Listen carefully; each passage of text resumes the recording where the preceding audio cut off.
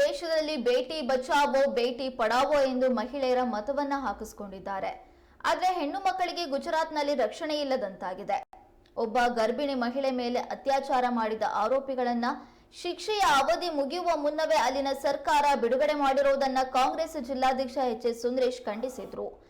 ಆರೋಪಿಗಳು ಗುಜರಾತಿನ ಸರ್ಕಾರಿ ಕಾರ್ಯಕ್ರಮಗಳಲ್ಲಿ ಪಾಲ್ಗೊಳ್ಳುತ್ತಿದ್ದಾರೆ. ಗುಜರಾತ್ ಸರ್ಕಾರ ಆ ಕೇಸನ್ನ ವಿತ್ಡ್ರಾ ಮಾಡಿತ್ತು. ಆದರೆ ಸುಪ್ರೀಂ ಕೋರ್ಟ್ ಒಳ್ಳೆಯ ನಡೆ ತೆಗೆದುಕೊಂಡಿದೆ. ಇತ್ತೀಚಿನ ದಿನಗಳಲ್ಲಿ ಅತ್ಯಾಚಾರಿಗಳಿಗೆ ಬಿಜೆಪಿ ಸರ್ಕಾರವೇ ನೇರ ಹೊಣೆಯಾಗಿದೆ. ಆದ್ದರಿಂದ ನಾವು ಬಿಜೆಪಿಯನ್ನ ಖಂಡಿಸ್ತೇವೆ ಎಂದು ಈ ಸಂದರ್ಭದಲ್ಲಿ ಹೇಳಿದ್ರು.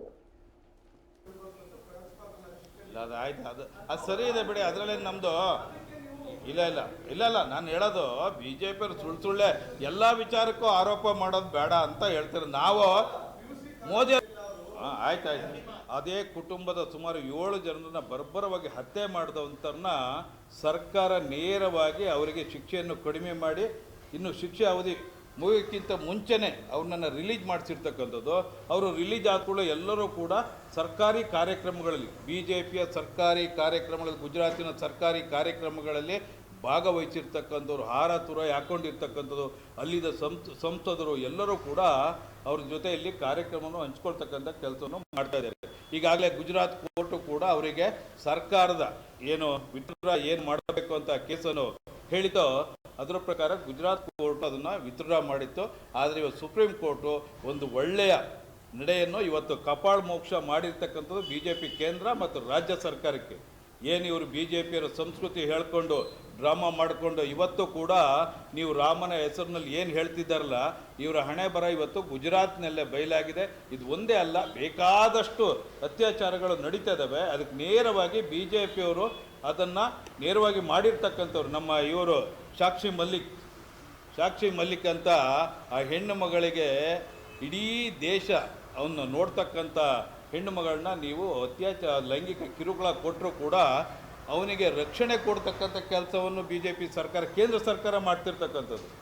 ಅದಕ್ಕಾಗಿ ಅವರು ಅವನು ಇನ್ಯಾರು ಬಜರಂಗ್ ಪೂನಿಯಾನ ಯಾರು ಎಲ್ಲರೂ ಕೂಡ ಪದ್ಮಶ್ರೀನೇ ತಗೋಗಿ ಪ್ರಧಾನಿ ಮನೆ ಬಾಗಿಲಲ್ಲಿ ಇಟ್ಟು ಬಂದರು. ಇದಕ್ಕಿಂತ ಅವಮಾನಗಳಿಲ್ಲ. ಇವತ್ತು ಏನಾದರೂ ಕೂಡ ನಮ್ಮ ನ್ಯಾಷನಲ್ ಮಾಧ್ಯಮಗಳು ಈಗ ಈ ವಿಚಾರಗಳನ್ನ ಪ್ರಕಟಿಸಬೇಕಾಗ್ತದೆ. ಯಾಕೆ ಅಂತ ಹೇಳಿದ್ರೆ ಯಾವುದೋ ಒಂದು ಸೈಡ್ನಲ್ಲಿ ಈ ದೇಶ ನಡೆಯೋದಿಲ್ಲ. ಇದರಿಂದ ಭಾಳ ದೊಡ್ಡ ಅನಾಹುತ ಕಾದಿದೆ. ಇವತ್ತು ಪ್ರತಿಯೊಂದರಲ್ಲೂ ಕೂಡ ನೀವು UPನಲ್ಲಿ ನೋಡಿ, ಉತ್ತರ ಪ್ರದೇಶದಲ್ಲೂ ಕೂಡ ಎಲ್ಲೆಲ್ಲಿ ಅತ್ಯಾಚಾರಗಳು ನಡೆದಿದ್ದೋ ಅದು ಪೂರ BJPಯವರು ಶಾಸಕರುಗಳು, ಅವರ ಕುಮ್ಮಕ್ಕಳು, MP ಗಳ ಮಕ್ಕಳು, ಮಂತ್ರಿಗಳ ಮಕ್ಕಳು ಎಲ್ಲರೂ ಕೂಡ ಇನ್ವಾಲ್ವ್ ಆಗಿದ್ದಾರೆ. ಎಲ್ಲ ಕಡೆನೂ ಕೂಡ ನೀವು ಅದನ್ನು ಮುಚ್ಚಕ್ಕಾಗ್ತಕ್ಕಂಥದ್ದು. ದಲಿತರ ಮೇಲೆ ಹೆಣ್ಣು ಮಕ್ಕಳ ಮೇಲೆ ಅತ್ಯಾಚಾರಗಳು, ಬಡವರ ಮೇಲೆ ಅತ್ಯಾಚಾರಗಳು ಮತ್ತು ಗ್ಯಾಂಗ್ ರೇಪ್ಗಳು, ನೀವೇನು ಅವ್ರನ್ನ ಮತ್ತೆ ಕೊಲೆ ಮಾಡ್ತಕ್ಕಂಥ ಕೆಲಸವನ್ನು ಕೂಡ ಮಾಡ್ತಾ ಇದ್ದಾರೆ.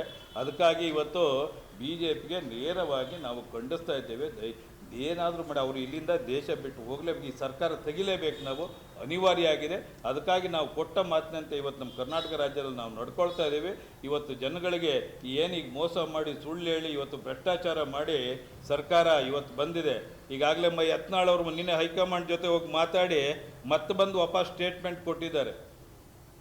ಕರೋನಾದಲ್ಲಿ ಇವರು ಭ್ರಷ್ಟಾಚಾರ ಮಾಡಿರ್ತಕ್ಕಂಥದ್ದು, ಅಂಥ ಒಂದು ಹೀನ ಕೃತ್ಯ ಮಾಡಿರ್ತಕ್ಕಂಥ ರಾಜಕೀಯದಲ್ಲಿ ಇದಕ್ಕೆ ಅನ್ಫಿಟ್ ಅಂತ ಹೇಳಿ ಯತ್ನಾಳ್ ಅವರೇ ಮತ್ತೆ ಇವತ್ತು ಹೇಳಿದ್ದಾರೆ.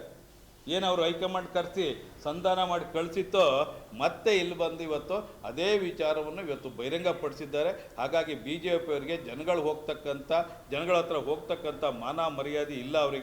ಅವರಿಗೆ ಜನ ಇನ್ನು ಗೌರವ ಕೊಡ್ತಕ್ಕಂಥ ಪ್ರಶ್ನೆನೂ ಬರೋದಿಲ್ಲ. ಯಾಕೆಂದರೆ ಎಲ್ಲ ಕಡೆನೂ ಕೂಡ ಈ ರೀತಿಯ ಕೃತ್ಯಗಳನ್ನು ನಡೆಸ್ತಕ್ಕಂಥದ್ದು ಯಾವುದೇ ರಾಜಕೀಯ ಪಕ್ಷಕ್ಕೂ ಶೋಭೆ ತರ್ತಕ್ಕಂಥದ್ದಲ್ಲ. ಅದಕ್ಕಾಗಿ ಇವತ್ತು ಅದನ್ನು ಕೂಡ ನಾವು ಖಂಡಿಸಿ ನಾಳೆ ದಿನ ನೀವು ಈ ಒಂದು ಕಾರ್ಯಕ್ರಮವನ್ನು ಯಶಸ್ವಿಗೊಳಿಸಬೇಕಂತ ತಮ್ಮಲ್ಲಿ ಮನವಿ ಕೊಟ್ಟಿದ್ದಾರೆ. ನೀವು ಅವ್ರು ಯಾವುದೇ ಸ್ಯಾಲ್ರಿಗೆ ಹೋದರೂ ಕೂಡ ನೀವು ಈಗೇನು ನಮ್ಮ ಆಧಾರ್ ಕಾರ್ಡ್ ಜೋಡಣೆ ಮಾಡಿಕೊಳ್ಳಿ, ಎಲ್ಲ ಡೀಟೇಲ್ಸು ಬರುತ್ತೆ, ಎಲ್ಲದೂ ಬರುತ್ತೆ ಅದು. ಹಾಗಾಗಿ ಒಂದು. ಎರಡನೇದು, ಈಗ ನಾಳೆ CM ಅವರು ಇಲ್ಲಿಂದನೇ ಈಗ ಎಷ್ಟು ಜನ ಆಗಿದಾರೋ ನೇರವಾಗಿ ಅವ್ರ ಅಕೌಂಟಿಗೆ ಅವಾಗಲೇ ವಿತಿನ್ ಮಿನಿಟ್ಸಲ್ಲಿ ಹೋಗುತ್ತೆ. ಗೊತ್ತಾಗೋದು ನಿಮಗೆ ಆ ಸರ್ಟಿಫಿಕೇಟ್ಗಳನ್ನೆಲ್ಲ ತಗೊಂಡಿದ್ದಾರೆ. ಅವರಿಗೆ ನಿಂತೋಗುತ್ತೆ, ಗೊತ್ತಾಯ್ತು. ಅಕೌಂಟ್ ಇದೆಯಲ್ಲ, ಸ್ಯಾಲ್ರಿ ಈಗೆಲ್ಲ ಆನ್ಲೈನ್ ಸ್ಯಾಲ್ರಿ ಎಲ್ಲ ನಿಮ್ಮ ಬ್ಯಾಂಕ್ ಮುಖಾಂತರನೇ ಮಾಡೋದು. ಯಾರು ಕ್ಯಾಶ್ ಕೊಡೋದಿಲ್ಲ. ಎಕ್ಸೆಪ್ಟ್ ನಿಮ್ಮ ಕೂಲಿ ಒಂದು ಬಿಟ್ಟು ಉಳಿದು ಯಾವುದೇ ಸಂಸ್ಥೆ ಆಗಲಿ ಯಾರೇ ಆಗಲಿ ಚೆಕ್ಕು ಅಥವಾ ಇದರಲ್ಲಿ ಕೊಡೋದು ಬ್ಯಾಂಕ್ ಅಕೌಂಟಲ್ಲಿ ಅವರ ಆಧಾರ್ ಕಾರ್ಡ್ ಜೋಡಣೆ ಆಗಿರೋದ್ರಿಂದ ನಿಮಗೆ ನೇರವಾಗಿ ಇಮ್ಮಿಡಿಯೇಟಾಗಿ ಅದು ಕ್ಯಾನ್ಸಲ್ ಆಗುತ್ತೆ ಆಟೋಮೆಟಿಕ್ಕಾಗಿ. ಹಾಂ